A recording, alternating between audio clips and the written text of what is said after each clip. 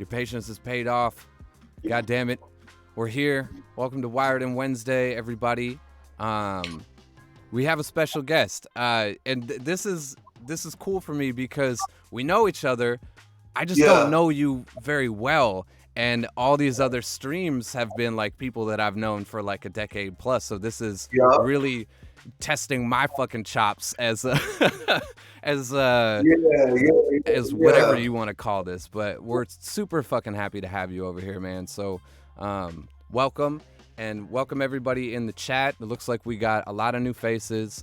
Before we jump into things today, like every Wednesday, we are giving away a pair of Astro A10 headphones. You got to be a sub to the channel, so go hit that sub button. If you got Amazon Prime, that shit's free. Let Bezos pay for it with his bitch ass, so you can reap the benefits of the Amazon Prime account. And then you can enter the raffle. Most of you motherfuckers have won it already, so honestly, what is there, 30 people in here right now? Your chances of winning some headphones are quite fucking large. Hey. Yeah. But, I'm gonna have to hop in that thing. Dude, if you win them, you have to give them to Mac Irv. That's the new rule. Yeah. Still right to me. You can be excited you won, but you have to ship them to him, and you have to pay for the shipping and handling as well. Just super. Don't do that. Come on, actually do that. Like, I want to get these headphones to Mac, man. I'll keep them. I got my own headphones. Nice. We got a bunch of people subbing and raffling right now.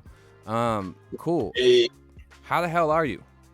How's your day? I'm great, man. It's been a long day. I've been running around all day, but I'm excited to be on here hollering at you, man. Like you said before, I've known you, I met you, but it's like we don't really truly know each other. So it's gonna be dope to talk to you, man. I have a lot of respect for your music and your craft and what you've done. So definitely appreciate you having me on here.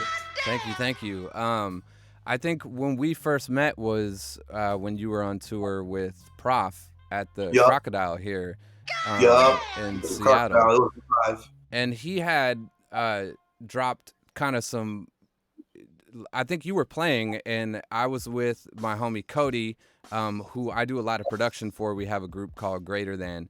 And we were watching your set. I forget what song it was, but he like pretty much just punches me on my shoulder and he goes, "I want beats like that."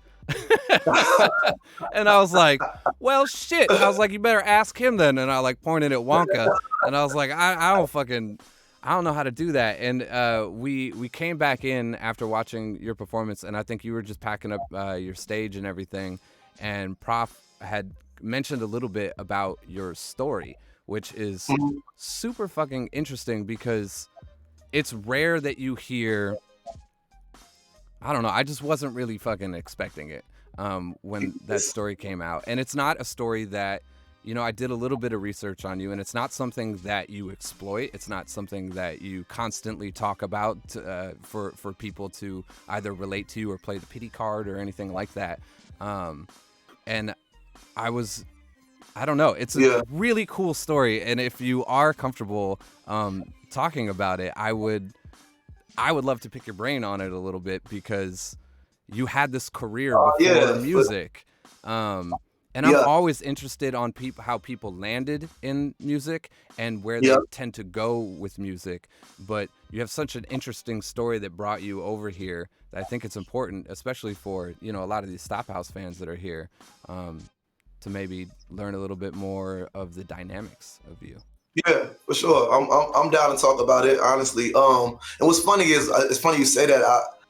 Not only did I never exploit it, I almost like shied away from it, just because I felt like when I first came in, I didn't want it to be about this basketball player that was rapping that everybody knew him from basketball, and that's all it was about. Like, he couldn't really do it. Some people would just like you because of what you did beforehand, which is not a bad thing, but I just wanted to really, really prove to myself that I could like stand up in this game on my own two legs. And that's I stayed away from it until Wonka and like a lot of people around me. Wonka, who was part of Stophouse's Prof DJ, and a lot of people around me were like, yo, you need to tell people your story more. Or you need to like, don't be afraid to like put this into the music or let people know where you came from, because at the end of the day, I can't run away from basketball. Like, you know what I mean? No matter what I did, it's part of my history. And then, it actually made me who I am today. So Yeah, man, it's crazy because like I can understand and I can relate that, because when you come into the game, you don't want people to be like, oh yeah, I mean this dude's dope, but also he was a yeah, basketball, like you don't, right. you want your talents to remain separated from each other so that the respect for those individual things can be earned in individual stacks, and I can totally relate to that because, you know, even in my journey through music, I've kind of strayed into different realms of the music business. And Mhm. even lately, like today, I got offered a job. I went and checked out this studio, and they had asked me how much the last person that I went and talked with offered me for a salary. And I was like, well, we didn't really talk about that. And are you offering me a job right now? Because honestly, like, I don't know, like my experience and my success in the music business does not necessarily mean that I'm going to be good or dope at this job. Right, You know? right, Um, right. I do think that I will be eventually, but I'm not coming out the gate. Like, let me earn my respect and don't make me feel like when I come into this that I gotta automatically be like top tier because you're holding me to my Exactly, previous accomplishments. for Um, sure. so wanting to earn those things, I think, is really important, especially for music industry that can be so goddamn fickle and like I think flash in the Ooh, them pan. some good bits. to me, you said the key word earlier, and it was just respect. Like, that's what I come from. It's like, let me earn it.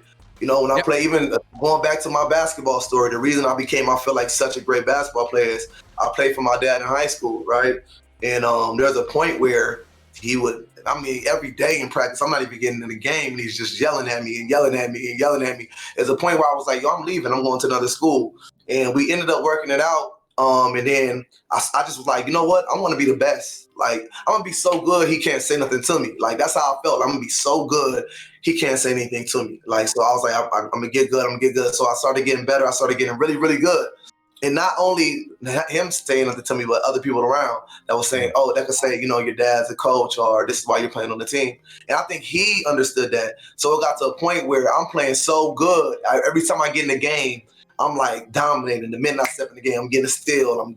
I'm getting a dunk. I'm getting an assist. I'm doing everything. The whole game changed. The guy who was a senior and was starting was like, hey, he needs a start.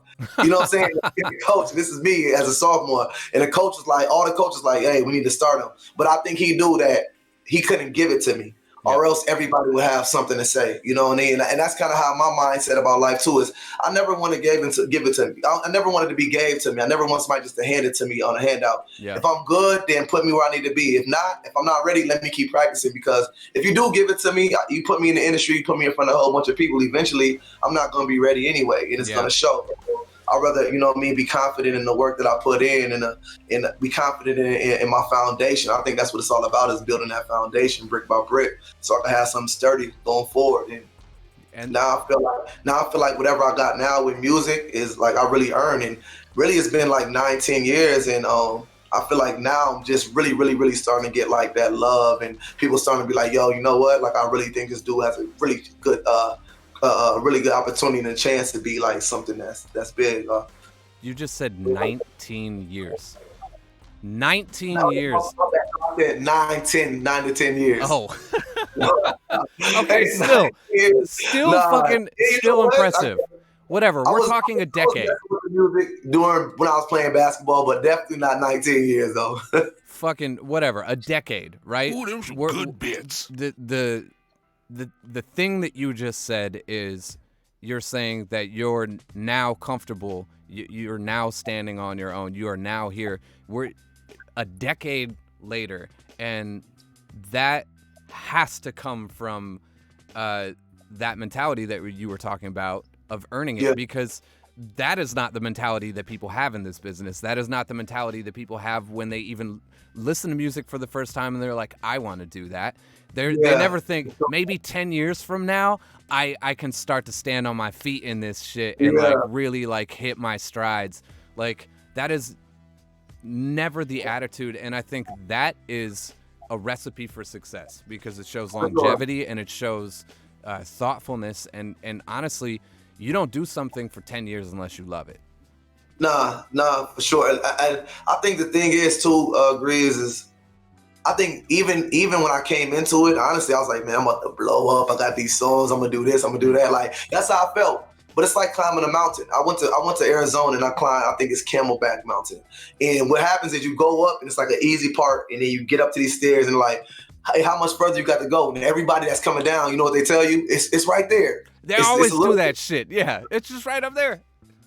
Yeah, like you're almost there. So you get to the next part, you're like, man, hold on, we've been going for a while. You ask the person coming down, like, it's right there. So it's like, if I would have knew honestly how high or how tall that mountain was, I might have not ever made it to the top. And I compare that to like my journey musically. Like, you know, every year I was like, come on, this my year, this my year, this my year. But the longevity came from me being passionate about it and me seeing growth, and I'm getting further. So it's like, okay, I'm already this high. I don't want to start going back down. Yeah. Like I can't get halfway and go back down. So at this point, it's like, man, I'm all in. I got to keep going. That is a great analogy. I'm gonna put that one in the book for people because that is very, very true. And I actually look back at my time and my years in this, and it seems to go by incredibly fast because I enjoy that hike. Like, I'm gonna stop and ask, you know, along the way, but I'm good at the hike. Like I'm good at that, and to me, I get a lot of joy out of it. I think reaching the summit is a complicated idea because what is the summit? Does it have the view you want? Does it have the success or the achievement that you thought it would be? And like I'm maintaining on this journey right now, and I think about it, especially as I get older. I have this kid now, and like everything is starting to change in my world. And one thing that I know for certain is that I want a life in music. But does that mean that I want to be on the road 6 months out of the year, grinding it out, releasing records, changing with the new atmosphere, putting fucking, you know, a song out every 6 hours for these fucking kids? Like, I don't know. But I know that I'm not done, and I know that I got enough in me to start a new journey if I need to, with a new summit in sight. And I feel like a lot of people, especially a lot of older artists that I've seen go through that journey and reach their summit, be really disappointed with the views that it yields. Good bits. What's crazy when you say that is when you was like, I don't know what the summit and do you even like the view? I got up to that mountain. It's like, it's going to be so beautiful. And I was like, it's cool. Like, not like, damn, do you get to the top of this? But the thing is, I would rather find out. Like, you know what I'm saying? No matter what, the curiosity and the passion in me makes me want to find out what it's going to be, you know, and then go from there. But honestly, it felt like that. Like, oh, it's all right. Yeah. I mean, I've read books on it. Like I've listened to artists on podcasts and all sorts of stuff that talk about their journey and their end and how kind of unfulfilled they felt at the end of it. And to me, it seems like they didn't enjoy the journey as much. Like, because that's kind of where the meat and potatoes is. That's where all the memories come from. That's everything. Like you said, you got to the top and it was like, there's not a lot of room up here. It's kind of like congested, but that walk was like, that's where all your memories come from. Part. You're exactly right. It wasn't. Yeah. So, I mean, that's good. Do you think that your experience? Good bits. Now, I don't fucking know shit about sports. I never played them because I am still, as a 37-year-old man, have the physique of a 13-year-old boy that gets benched at the basketball court. So, if I went out to the park right now, I'm getting fucking dunked on by fucking junior high kids. You have the ultimate skill in the handles and the jump shot. You have to be like Steph Curry, like, dude, with that. I remember when we were kids and we used to play like in the neighborhood and shit, I'd be like, I'm John Stockton. People would be like, man, I grew up in Chicago, so my fucking corny ass coming out being like, everyone's like, I'm Michael Jordan, I'm fucking blah, blah, blah. I'd be like, I'm BJ Armstrong. They're like, man. Like, yeah, that's the best you could do. Steve Kerr. You know what? I fuck BJ Armstrong though. That was one of my favorite players. He just always he looked like a little kid to me on the court. I was like, who's this little kid on the court? He was hella nice. He was like my grandma's neighbor at some point, and he was just BJ Armstrong was cool motherfucker. I like BJ Armstrong a lot, man. I wish I had the voice of Scottie Pippen. That dude has the crazy. You ever heard Scottie Pippen's voice? Yeah, I heard him on the deepest voice and like all them. Jordan. Yeah, he does stuff on I think sometimes like ESPN. So like he gets on there and talks and does those shows. Like that's about all I know of basketball was, or mid '90s, early '90s Bulls. Because if you lived in Chicago and you weren't watching those games, you got your ass whooped. That's facts. You got to know about the Bulls. I think everybody in the country did, but being Chicago, dude, I know that was a definite thing. You know what's fucked up and embarrassing, but whatever. I'm just gonna own my shit. Is go ahead. I have all the original jerseys from back then because my mom was super into it. My mom has a foot by foot square of the original like United Center floor that the Bulls played on, like on her fucking wall. My mom's about it. That's hard. That's super hard. So tell me what the fucked up part is. Then. So she bought me all these jerseys, right? And like I used to rock them as a kid, and as a grown ass man, they still fit me. They still fit me. I will put them away, bro. Right now, like you might be able to get some like original joints. Original joints. Yeah, you may be able to get a nice penny for those. I still got them. I was mowing my lawn in the Jordan. Son. Huh? Yeah, I'm gonna pass them down for sure. Yeah, that'd be hard, bro. That's legendary. That's legendary cloth right there. I was mowing my lawn in the original 23 jersey with the Jordan, the red one, and some dude walking down the street was like, "Hey!" I was like, "What's up?" He's like, "Don't mow your lawn in that." And I was like, "I'm gonna mow my lawn whatever the fuck I want." And he's like, "That's a dope ass." He's like, "Don't wear that dope ass jersey when you're mowing the lawn. That's a dope jersey. That's a dope jersey. Don't mow your lawn in it." And I was like, "All right, yeah, okay, stranger." He told you right. I'm gonna be honest with you. If I would have seen you, I would have said the same thing. Like, "Hey, fam, nah, that ain't it." I thought he was like telling me to take the colors off. I live in a rather rough neighborhood right now, and I thought he was like, "It's a bright red jersey," and so I thought he was like, "Hey, don't wear the red jersey." No, he just had respect for the vintage. That's what it is. The vintage is important, man. Do you think your journey through sports added? I mean, you kind of talked about it, but do you think that journey, that struggle, or that journey, attributed to your life in music? Do you think that when you got here, it made things a little bit more visible for you? Because that work isn't something that people necessarily inherently have, and it's really hard. But here you are 10 years later, so natural at it. And do you think it comes from that strive to want to be better, to put the time in, to be better, and to have your day when your day comes? Or do you think that's just who you are as a person? Or is there no correlation between the two? There's 100% correlation. Basketball made me who I am today. Sports. And I don't know, and I can't say maybe if I would have participated in something else, but the game of basketball, I always felt like it was a microcosm of life, but to taught me how to even lose and then learn from the lessons of losing. And then it taught me how to fall down and get back up. Mm-hmm. It taught me how to be tough. It taught me how to be poised when they put a press on you and everybody's on you and you got to calm the team down as a point guard and be level-headed. It just taught me so much. And all that stuff today is stuff I use with my music. I went through the same journey. It's crazy because I talk about it all the time with like my people who've been around me is like, I remember as a freshman in high school, I thought I was really good, and I went to go play on the top summer team here, and they put me on the B team. And then they explained to me, and I was like, I'm killing everybody in practice, like, why I'm on the B team? Yeah. They explained to me, like, yo, no, we need one good player on the B team. I just never felt that. So I ended up going, I still think about that. So I ended up actually, the Adidas circuit, it was like a Nike and Adidas. So I ended up going over to this Adidas circuit. And then my sophomore year, I wasn't ranked as a top 5 sophomore in the state. And I was like, whoa, why I felt like there was some politics. And then, from there, I was like, man, you know what? And this is what I say with my music. I was like, I felt I was always good with music, but I wasn't undeniable. So I was like, man, you know what? Like, everybody could be good. Like when you get up here and you're undeniable, that's when they can't say nothing to you. So I was like, man, I got to make it undeniable. I got to go even harder. So all I did my sophomore summer was get in the gym. I shot 500 shots a day. I lift weights. I was doing all kind of stuff. I was doing my lunges. I was taking my creatine to get bigger. And then that next summer, I ended up going to this camp called ABCD All-American Camp.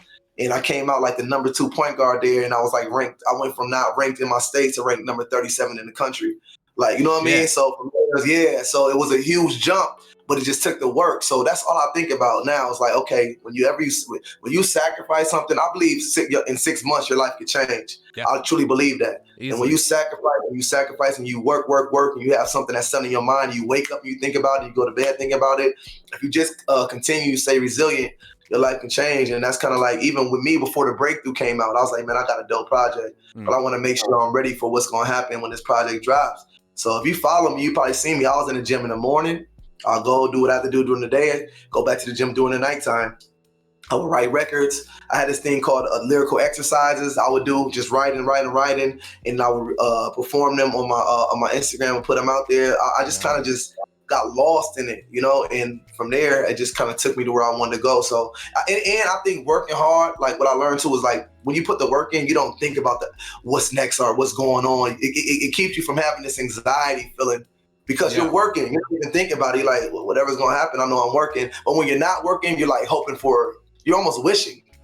Yeah, there you go. Troubled is the mind who sits around and waits. It's exactly. And I always knew, I'm like, man, if I put the work in, eventually things will happen the way I want to happen. And that's kind of been like a proven factor with me through basketball and just a proven factor in life. So yeah, basketball has had 100%. It's been 100% translated through my music. Sick. I mean, you answered my next question, and I was gonna ask, what does that look like in music? You know, when you said, you know, you were shooting 500 shots a day and lifting weights, and just like you went from not being number 5 to being number 35 or 37 in the country or whatever it was. What does that look like in music? And that's something that really interests me, because music is like, for me, it's like a regurgitation, and it's a thing that I kind of have to do, or else I become like pretty irritable, and like it's like my release. It's my way of like doing things like people that can't go to the gym. I used to tour with this guy that like if he didn't run like 10-20 miles a day, he was a motherfucker. Like a motherfucker. Like he just couldn't. He had to feed his body that way. And I'm very similar with my creative process, and I'm very protective over it, and I need that space, and I need, you know, I need to be allowed to do it. So I don't find myself often sharpening myself as much as I should, and I think that's definitely shown over the years, because when I was younger and I was hungrier, like I was just writing all the time, but then I got fascinated by like everything else, and it's like everything that's surrounding me right now. Like I got into the gear, I got into how to make the gear, I got into the software, I want to get into how to make the software. Like there's like all the shit that like I'm continuously like, ooh, that's shiny, that's shiny. But all which is dope, because it all comes back to the same thing of creating, you know what I mean, and creating music. So I don't think that's a bad thing. Well, and my process has always been that way, and so therefore I feel like I'm not doing myself a disservice by like by changing it. And like I talked with Prof when he was doing his like his academy thing that he was doing on Instagram, and he's like, what does your songwriting process look like? Like, and I was like, I don't know. Like I just like I listen to something, and if it happens, then a whole song pours out of me, and then if it doesn't, then I just start making a different song. And so I got like a wasteland of like half made, and I'm happy with the ones that I've made, and those are cool, and I'm never like, if all of those could have been songs, I'd be rich. You know? Yeah, it's never all of them though. That's what you got to understand that too. That's part of it. Yeah, it's like me saying I got to make. If I would have made every shot, like you can't. It's impossible. So that's when you accept that. That's when it's cool. Like it just becomes a part of the process. I'm not gonna hit every shot. Let's keep it moving. Yeah. What is your process then with music? Because I feel like mine is like frustratingly unconventional for a lot of people when I talk about it. Because they're like, oh, so you just kind of, huh? I'm like, yeah, I do. I kind of like float. I'm I'm pretty close to that. I gotta work out. Like I learned that. Like when I was out of shape, I felt whack. Like, you know what I'm saying? Like I'm just gonna be honest. Like, cause my brain moves like still like an athlete. Cause I've been an athlete my whole life. So if I don't feel prepared, then I'm not gonna feel. My swag is gonna be different. I'm not gonna be on. I'm not gonna. I could talk it, but it won't be that real. Like it won't be from the heart. It won't be from my soul. So I try to work out every day. Wake up and work out. I need to go at night, and then I just try to listen to a beat or just try to listen to music. If I find something, then I'll find something. But typically when I'm on and my mind feels sharp, I always find something. And I'll start writing like a chorus or something. Like that's what I kind of come up with first. And then from there, I'll just see what I come up with. But I'm like you too. If I get halfway through and it doesn't flow, then I set it down. I never force anything out. And there's been a lot of songs where I just come back to it. There's been a lot of songs where I'm in the gym. I have a song called Excuse My French. It's crazy. It's doing really well. It's one of the songs that kind of like had a little viral moment, a little small viral moment. And I wrote this song just like saying I needed a song. I need another song like that the females will relate to. And I'm at the gym and I just turn on the beat and I'm like, hey, take a sip, ease your mind. Like I'm just kind of coming up with it at the gym. And I have moments at the gym where I'm like, okay, I got to get to the crib and write this song. Like a lot of my moments come from me, like I guess those endorphins that are in your brain when you're working out and you're moving, you know, and that's kind of how my process starts. But I'm like you, I will never force anything. I won't force it. I won't force it to write it. I won't force to record it if I don't feel it. I gotta feel it. If I'm happy about it, then I think somebody else would be happy about it. But that comes down to authenticity. And I think when we have conversations like this, especially in front of like fans and stuff, and they're like, you know, like I hear like a bunch of like music stuff, whatever. But the one thing that you could understand, and one thing that is undeniable, especially for the listener, is when you force it. That is a translatable, and they might not say, oh, this guy's forcing it. They'd probably be like, I don't like this shit, this is whack, or whatever. Like that translates. It's an audible translation when it's forced, and you don't have to be like a musician to understand that. And I think that it is kind of, especially for me, like as a creator, one of my biggest fears is like putting out like a forced project. And I've had the record deals, I've had the time, I've had the pressure of like budgets and advances and all that stuff on me, where it's like, well, I have to do something, or even just having fans, like having a time in between projects where you're like, I may not feel entirely in the zone right now, but like I need to make something for this, or it's gonna go away because this is all I have. Like at this point, what am I? I'm 15, 16 years into this game. Like what the fuck am I gonna do? If I just immediately can't sell records anymore, right? Which is like which I think is the classic scenario that forces people to put out bad music. I think money, finance, life troubles, anxiety in general, I guess it can be a number of things, is what forces artists to make bad records, or even feeling yourself like you trying to compare yourself to your previous work. Like let's say Excuse My French takes the fuck off and you're sitting down to write your next record and you're like, but it'll never be as good as Excuse My French, or oh, this one's about to be the next Excuse My French. Like both of those can be really toxic and different sides of that spectrum, because you're revolving around, you're in the same orbit. And I think as artists, we need to be interesting. We constantly need to be in different orbits, or else we're just going to be the guy that made Excuse My French, or whatever it is.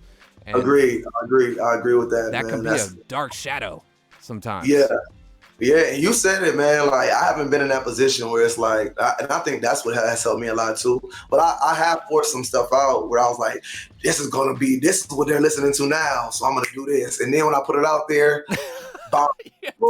every time. Every fucking time. It bombed. You know what? And when I made the breakthrough, this is what happened. And I feel like this gave me the time. I was going through a lot of stuff financially. Like, you know what I mean? I'm like, I gotta get something. I gotta make people believe. I gotta, you know what I mean? There was a time between my last project and the breakthrough, and I was like, so there was times where I was like, okay, if I put this out, it's gonna blow hard. Oh, this is a tour song. This is what people want to turn up to. And I started thinking like that, and I was like, nah, this ain't it, man. You gotta just go back to making the music that you like and be comfortable with it. And if it never goes, it never goes. If it does go, great. You know what I mean? I got to that point where I was just happy with like myself and I stopped trying to think about so much of what everybody else wanted from me. You know, I think that's the place where you got to stay as an artist. Like you say, authenticity and staying true to yourself is important in life in general, man, because you'll get out. It's easy to get outside your body with all the different influences, but you just kind of got to stick to your lane and stick to what you believe in. And when it comes off, it feels, I don't care what kind of bars you got, what you saying. Like, you know what I'm saying? If I could have this conversation on paper, on a beat, and it's going to sound dope because I'm saying something real. You know what I mean? Like, it don't got to be complicated as long as it's real. Yeah, complicated is normally the wrong direction I've found in music.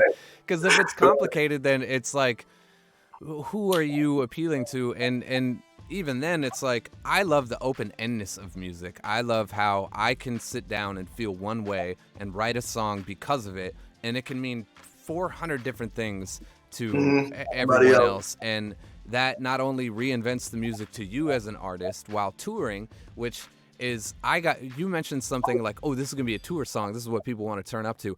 I've gotten caught up in that idea so much because it's like, well, we got to have something with some energy that we can play on tour, and we get caught up on how people praise us or how people react to us, it completely forgetting the idea of why they like us to begin with. And it isn't like, honestly, at this point, I think I could show up in like all black turtleneck with just like one solo light shining down on me and come out and just really move my arms a lot. And just have like a fucking clarinet player and a fucking like some dude on the spoons, and I could make people just as happy as I do, without trying to force energy out of people, because the energy that we get on tour, that make us want to turn people up or do more of it, those songs came naturally, and for me at least, I wasn't thinking about that, you know, like, and then it's like, oh, this song kind of goes, we're gonna do this song here, we're gonna like, I've closed with the same song for 8 years now, because honestly, I haven't made a song that's a better closer, and it's a great closer, and every record I make, I'm not gonna be like, well, I need to make a song that's a better closer than this one, because now I'm competing with myself, and if I'm competing with myself, then in theory, I am taking away from part of myself, because somebody has to lose in that competition, and it's gonna be me. So, for sure, it just, I think it's good that you bring that up, because everybody knows that we're our worst critic, you know, like every artist said it, like, oh yeah, it's hard because, you know, I'm in studio and, you know, I'm my worst critic, so it's like crazy then. But I think it's more, I'm like my fiercest competitor, and I'm not a very competitive person. I let a lot of people go first, which I think is a tribute to where I am in my career. I don't mean that in a bad way. I not passively, but just was like, hey, if you really need it that bad right now, you go ahead and you do that. Like, I'm in no rush.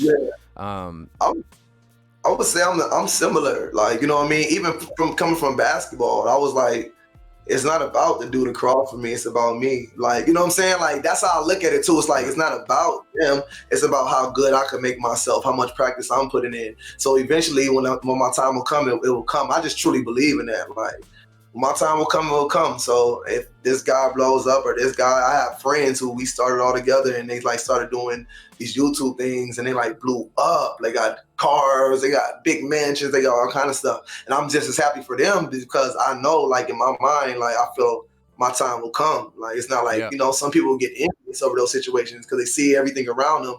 I just believe in myself that much that I know there's something deep inside. There's something inside of me that the world needs to hear. And if they don't, then it wasn't meant to be. There's much more to success than the fruits of your labor. Sure.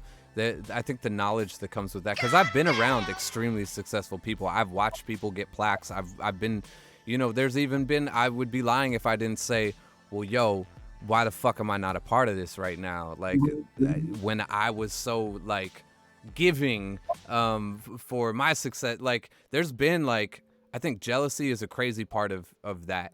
But the most important part that I think everybody forgets and nobody talks about is what you learn from that shit. Being around great success comes with great knowledge. And just because I'm not living in a fucking 20-bedroom house, not paying mortgage because I buy that motherfucker straight up, does not mean that I didn't gain from those relationships in my life. And I can't compare myself to the people around me, or I'll never level up. And my level up is never gonna be that. I know that, but like I do have more success. I got more gas in the tank when it comes down to that. But if I'm constantly setting the level at this high, where we're talking mansions and cars and blah, blah, then I'm never gonna be happy, and I'm gonna forget about this journey. And it's the ramblings of like an adult in this game at this point. But like, even when I was younger, I realized like I got hit up by Def Jam, I got hit up by Warner Brothers, I got hit up by all these labels during the MySpace era because I had this fucking dumbass haircut and I was this pasty fucking white kid with these ugly ass teeth, and they're like, wait, if he does get a song, we could trick him out. Like, and but the thing is I never had that song in me, and I knew it. I knew that I never had it. All my conversations with Sadiq over at Rhyme Sayers, when he's like, well, what if you did this and what if you did that? I was like, I won't. Like, I know that I won't. And it's not saying that I'm not capable of doing that. It's just my version of that is not what you think it is. It doesn't feel authentic to you, basically. So, or my authentic version of that is not what you want it to be. Like, my authentic version of a prop, like I can write 4-chord melodies all day. Like I can do the poppy stuff. That doesn't mean that it's going to be palatable in a pop way, because I just don't I don't listen to that. Like I don't have like I can't regurgitate it because I haven't been eating it. But I don't know. I think where I've hit and where I've landed has been like, it's okay for me to like turn around and be like, dude, this is dope. Like what you did is dope. And it doesn't matter. Like, I'm just because I can't have the things that some of these people have doesn't mean that I'm not going to have my career for longer also. And I love what I do. This what's important, Grace, is the most important thing is which you did it your way. Right. So there's people who got all those things, but they didn't do it their way. Yeah. You know what I mean? They didn't do it the way they wanted to. So even with those things, are they as comfortable and as truly happy as you deep inside? Like, you know what I mean? That's how I look at it. Like if I could have those things doing it my way, great. I would love them. I'm not going to lie to you. I would take them in a heartbeat. I'll take a big ass check right now. If anybody got one, we'll take the check. We'll split it because this is a co-stream right now. So we'll split the check. All right. We're fine like that. But if you got a big ass check for us, go ahead and write it out. You can write it to him if you want. If you're more comfortable writing it to Mac Irv, do it. But if I got to do things that I'm not naturally used to doing, not naturally used to doing, but it's not natural for me, and that means in a bad way where it comes off and I'm like, that's just not me. I don't do that. Then I don't want it, and I've always felt like that. I just don't want it. Yeah, because we can't be happy. I mean, we're talking about like art. We're talking about something that we do because it makes us happy. We don't do it because a lot of people do, but I think people on this level, people on our level, are not making music because they want the boats and the cars and the houses or other people to suck their dick about it. Like they're doing it because it's like, holy shit, I just accomplished this. I did this. I really like this. What can I do next? What can I do now? It is that sportsmanship almost, and both. Whether it's music or basketball, they're both performance arts. Like you're tapping into a part of yourself and you're releasing it. And you're trying to figure out how to do it better each time. And I've always seen the correlation, although I suck at sports, I've always seen the correlation between the two because and all art, like look at photography. You see something, you capture it, you manipulate it to be a little bit what you're seeing Mm-hmm. in your brain. I feel the same way about music. I'll listen to music and I'll hear like a tone. I'll be like, ooh, I fucking like that. And then I'm going to be like, how did they make that? And I'm going to go into my studio and I'm not going to make the same tone because I don't really know what they used or how they did it, but I'm inspired by that idea and I'm going to make it more like me, you know? I'm standing on a bridge, I see a beautiful landscape, I'm going to take it and then I'm going to do something different to it. Yeah. Like sports is, I see the Jordan got the fadeaway. I'm gonna do that, and then I'm gonna take Allen Iverson a little bit of that crossover, and then I'm gonna take the how Steph Curry should, like, it's you incorporate things, but you don't model your game entirely like one person. You just take little things from each people, and I think that's what you do. That's the smartest thing to do. Like, if you want to be good at something, why not study the greats and then take what you like from each of them that fits you the best? Yeah, I mean, I feel like we're saying things that people should know, but it's also spending so much time in this. It's crazy how ignorant motherfuckers act when they get a check mark on their name or they get like the no longer like less than sign on their Spotify or whatever, like less than 1,000. They're like, oh, I'm sorry, were you talking to me because I couldn't hear you from my motherfucking palace or some shit. I've seen that too. And it's like at that point, it's like I don't know. I've been around people. Like I was good friends growing up with like Larry Fitzgerald of the Arizona Cardinals, and like, you know, playing basketball, I've been around people who made millions of dollars. It's it's never been a thing for me where it's like, oh, I want you to be my friend. And then even if I do start seeing you get into that mode of changing, I automatically back off because it's not real. It was never real. You know what I mean? You were only being this way as a human being or as a person because of what you didn't have. And then when you get stuff, you act. So I've seen people, the minute they get something, you know, and that's what they say. Watch the person once they have what they want. Mm-hmm. Like, not when they're trying to get it because they'll be humble, they'll be cool, but watch them once they have what they want. And if you change then, and it's hard not to change because so many people, like you say, kiss your ass and you get all this love from all these other places, but it's really because of not who you are, it's because of what you did and what you accomplished. Like, there's people out there who rock with you for who you are. So never forget who you are when you get successful. And never forget, I mean, this is like, I'm not talking about relationships because I think this goes deeper than that, but never forget like your love language. And for me, like I'm a helper. Like, so when I see like, dude, I'm out there with my neighbors. If I have something that you're looking for and I can make that easier for you, I'm fucking on it. And I will call all my contacts. I'll make it happen for you because it's just like, it's part of my love language if I respect you. And that never changed when I started getting more things. That just meant I had more things to give. And, you know, I've frustrated the people, you know, in not only my business relationships, but personal relationships with that sometimes. But it's part of who I am because I can't fucking take any of it with me. And I'm not talking about money. I'm talking about, like, just life. Like, if it's part of my love language, and if I have the ability to help you out, hook you up, whatever you want to call it, I'm so happy to do it. I'm so incredibly happy to do it, opposed to the other way around where I feel like people close down when they get more of what they want. They hoard. I've seen it. People begin to hoard. I've seen people who were like rocking with me, and then, you know, as they get bigger, like they begin to hoard, or they be like, you know, they start to dissing themselves. It almost felt. Yeah, it almost feels like it was like a slight competition before. Like, you know what I mean? Like, when I'm up and I'm doing good, you got real close to me. You know what I mean? Like, people that got real close to me. And then once they get up, it's just like, whatever. Like, it's almost like a slight competition.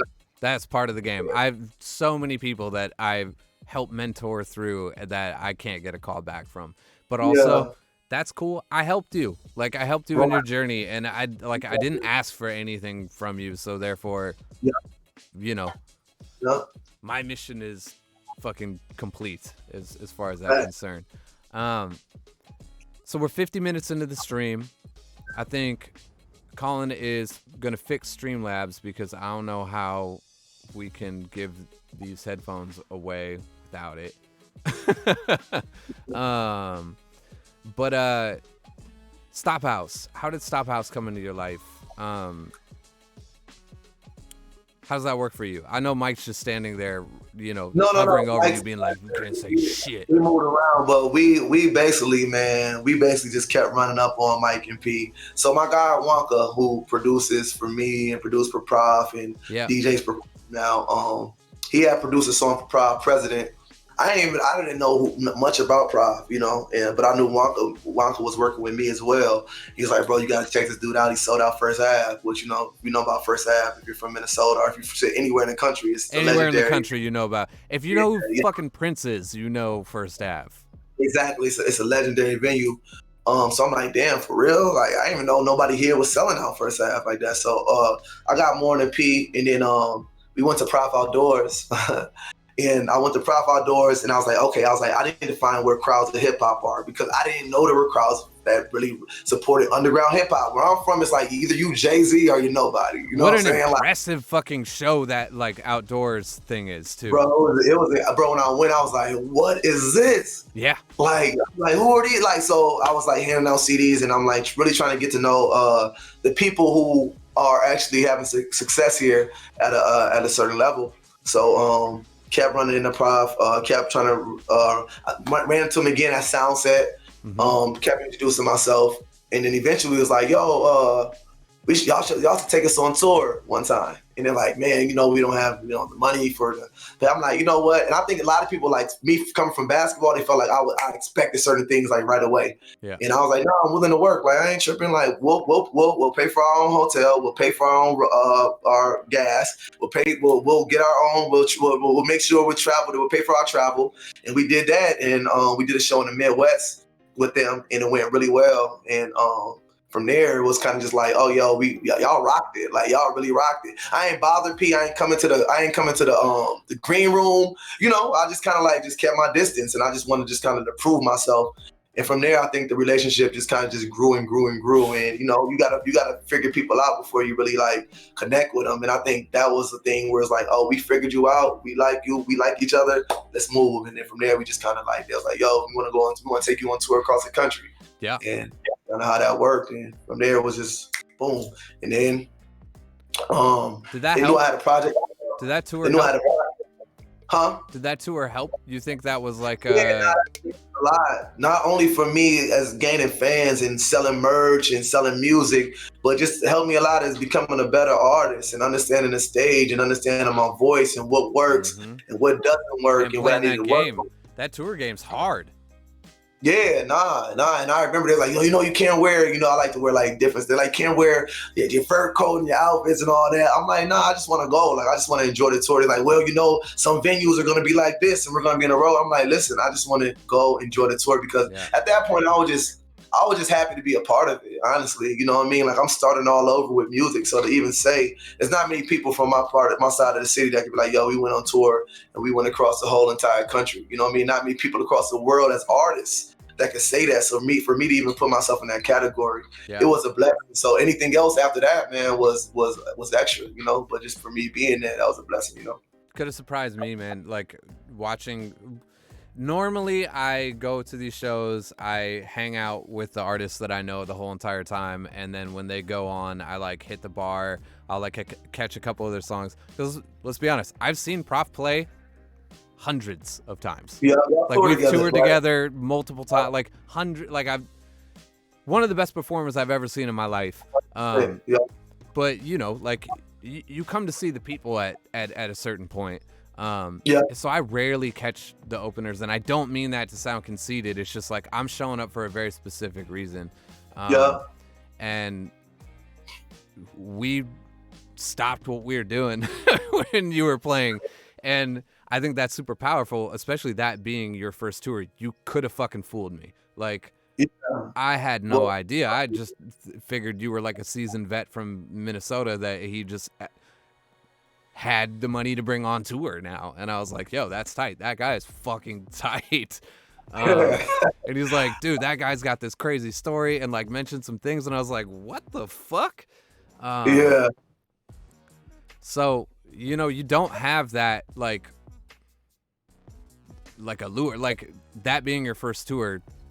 I don't think anybody noticed but you, and not that it was bugging you out or anything, but like it took me years to find that on stage. Till the point where I could acknowledge it at least. Yeah, for sure. I feel like for a while, like people were just like, yeah, we're seeing some, but till the point where I was like, I own this room right now. This room is mine, and it doesn't matter what room it is. It could be my room, it could be your room. But I fucking like, it doesn't matter. And I've toured with some crazy weird artists. I've toured with T-Pain. Oh damn, that's so. Yeah, imagine me on tour with T-Pain and the Gym Class Heroes. You gotta pull some shit to make that. And it was interesting. And it took a lot of time for me to find my confidence on stage, and eventually I did. And I don't know if I still have it because it's been a year since I've been able to. I haven't done anything. Like I haven't sang a song of mine in over a year because I was on tour when the shit happened. We were on tour when we had to cancel it. We got brought home. It was nuts. I remember seeing that. Yeah, and it's been over, which is really weird because normally 6 months out of the year I'm on the road. So now it's been a year since I've sang any of my own shit. I'm just now coming to this realization. So if it's like, it's crazy.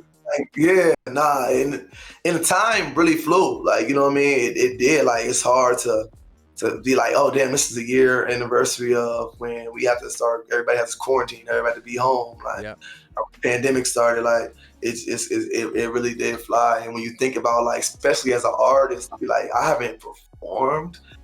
Like, I haven't, like, it's like a basketball player. Like, I haven't played a game in a year. Like, I haven't touched a basketball, or I haven't like shot a, you know, I haven't taken a shot in a year.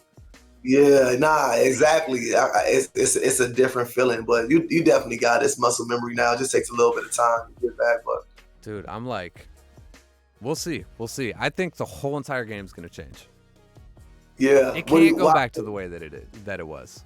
It can't. What do you change in what way? What are you saying in which way?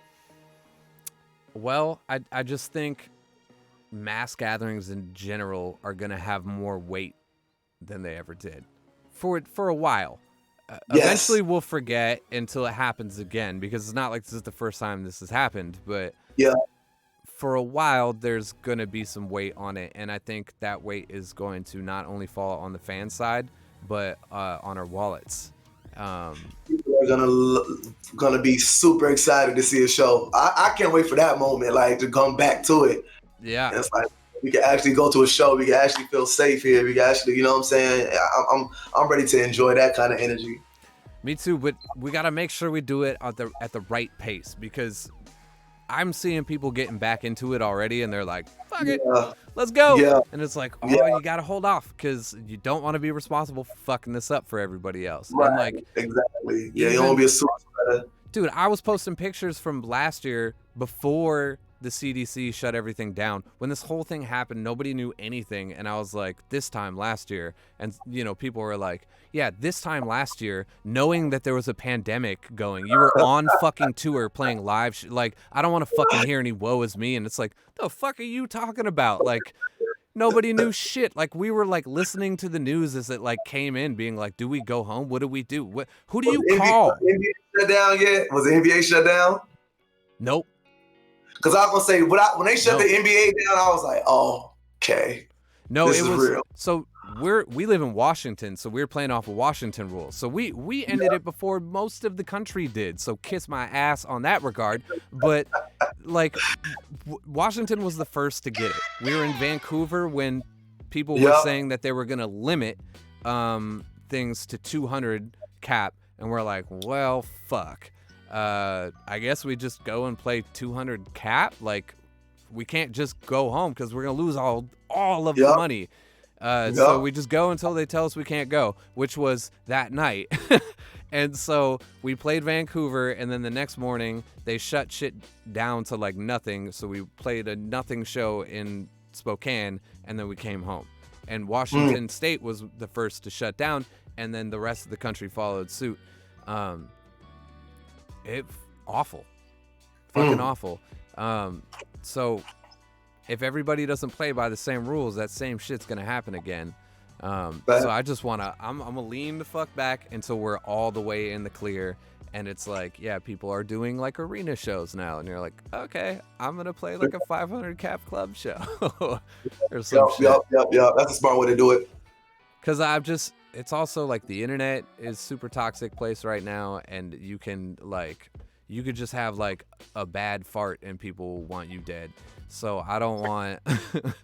Personally, man. Dude, yeah, I don't want to do anything that pisses anyone off anymore in that regard. Like, it's so easy not to do like a lot of us, you look happy and healthy. So a lot of us have maintained through this, and that's good.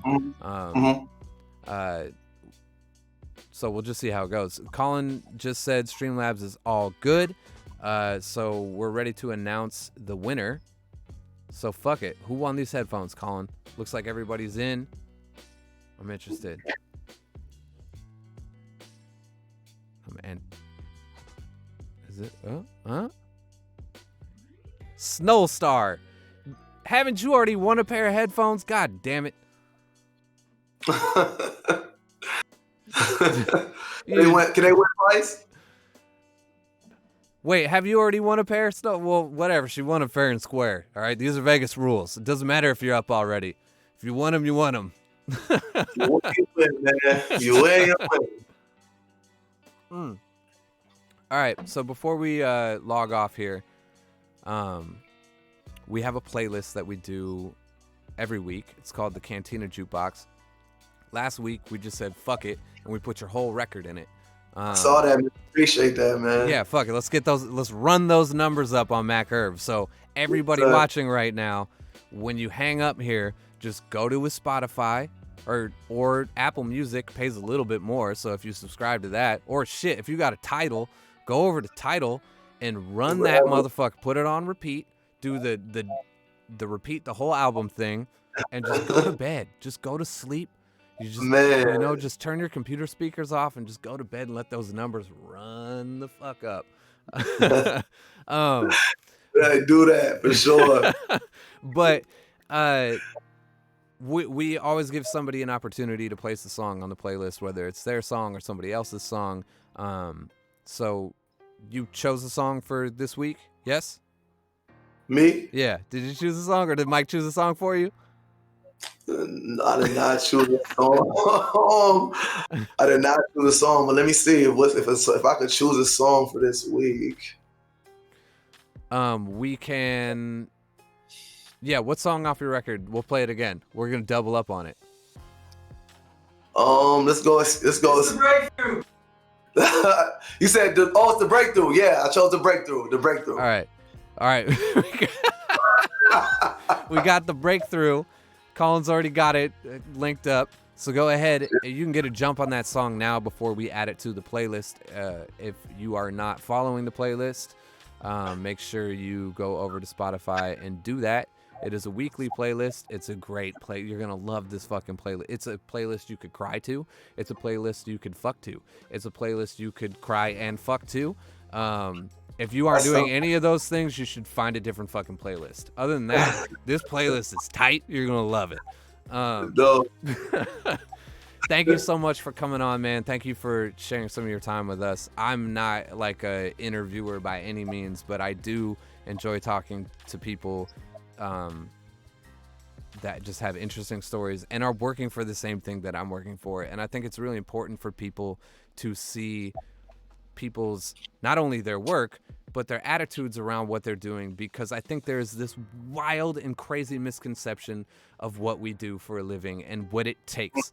And hearing you say things like making a transition from basketball, spending 10 years, paying your own way on the first P tour, doing this, doing that, going to fucking Prof Outdoors, handing out CDs, that's shit that people don't want to do or admit that they do. And this is work. It's a job. It's what we do to support ourselves. This is a real fucking business. There's a reason why he's sitting in Stophouse headquarters right now. There's a reason why Stophouse headquarters exists. Is because it takes a lot of people to make this work. And and it takes more than just yeah, he cool to support this, Right. which Stophouse has. And so thank you for your support, and thank you for listening, everybody. And I don't know, I appreciate your time and letting people take a peek behind the veil of Mac Irv. Man, for sure. And I appreciate you having me on, man. Definitely means a lot. Whenever I, like you say, even taking stuff from what you're saying and your perspective on the game and with the work that you put in, that definitely helps me a lot. And I'm always trying to get better and, pick people's brains. So this is perfect. It's almost like just having a little conversation. Yeah, it's good. I feel like sometimes it's hard for artists to talk with each other because there is a competitive spirit sometimes, and we're not like open and honest with each other about like what we got to do to make it work sometimes. And that can be, I don't know. I think hearing what real artists have to say is super important, and having artists talk to each other is super important. And having those artists maybe guide younger people or aspiring artists in a more realistic realm of things is super important. Instead of selling the ideas of success, why can't we just talk about the trials and tribulations of it and let you pave your own way with it? Because I can't sell you anything that will make you be who you want to be. I can only tell you what I know about myself and what I think might help you. And to me, I can't sell that to you because it should be free information. So. Agreed. Thank you so much for joining us, everybody. This is Wired In Wednesday. This happens every Wednesday on the Twitch channel. We also do a happy hour on Mondays. So if you like drinking cocktails, we make cocktails every Monday. And some of them are super crazy and wild and expensive. And some of them are just like a vodka soda. So you can fucking roll the dice. Yeah, I'm going to pull up next Monday on the stream. Pull up next Monday. And yeah, make sure you follow Mac Irv on all of his socials. They're all available right here in the chat. And we'll post a link to them if you are watching this after we're not live anymore. And we'll see you next week. Mac, thank you so much. Big love to you and everyone at Stophouse. Shout outs to Mike for making this happen. Love you, Grooves. Love you too, Mike. Right. Yeah, and I can't wait to see what you got next, man. Appreciate it, man. We working hard. All right, man. And you got the double fireplace back on. For a while, it was just one. First, I was a little cold. I was like, all right, this one ain't got the actual heat. It looks good now. It's back. The flex is back, and just in time. Take it easy, y'all. We'll see you next week. Peace.